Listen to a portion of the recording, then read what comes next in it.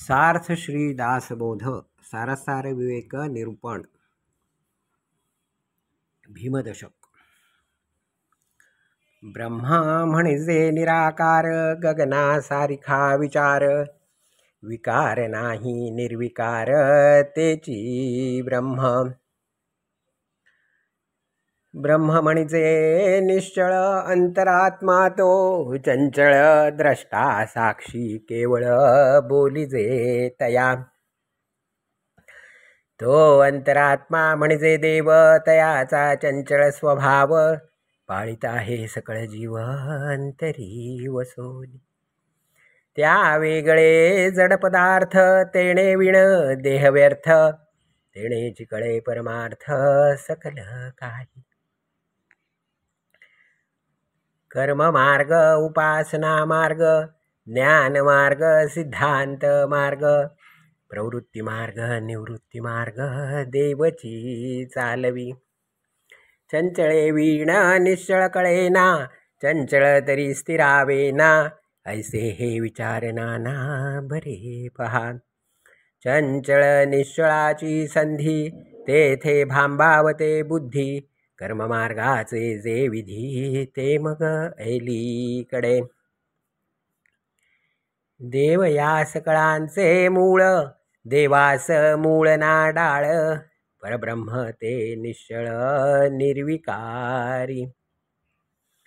निर्विकारी आणि विकारी एक म्हणेल तो भिकारी, विचाराची होते वारी देखत देखता. सकळ परमार्थास मूळ पंचीकरण महावाक्य केवळ, तेची करावे प्रांजळ पुनः पुन्हा. पहिला देह स्थूळकाया, आठवा देह मूळमाया, अष्टदेह निर्शलिया विकार कैचा. या कारणे विकारी साचायसी बाजीगरी, एक समजे एक खरी मानिता आहे.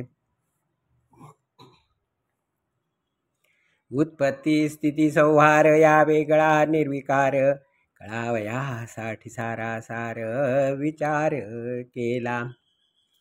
सार असता दोन्ही एक, तेथे कैचा उरला विवेक.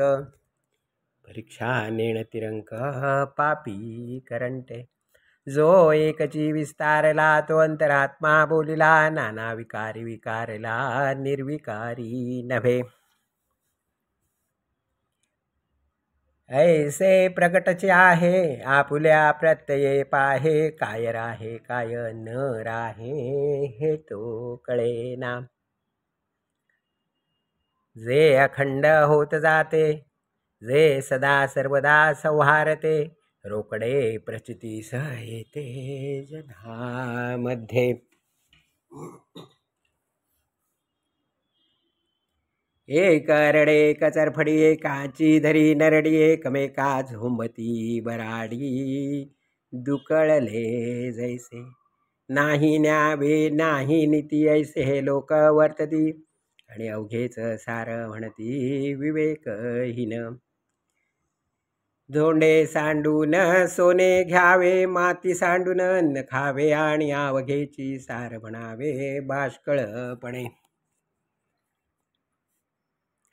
म्हणून हा विचार करावा, सत्यमार्ग तोच धरावा, लाभ जाणून घ्यावा विवेकाचा.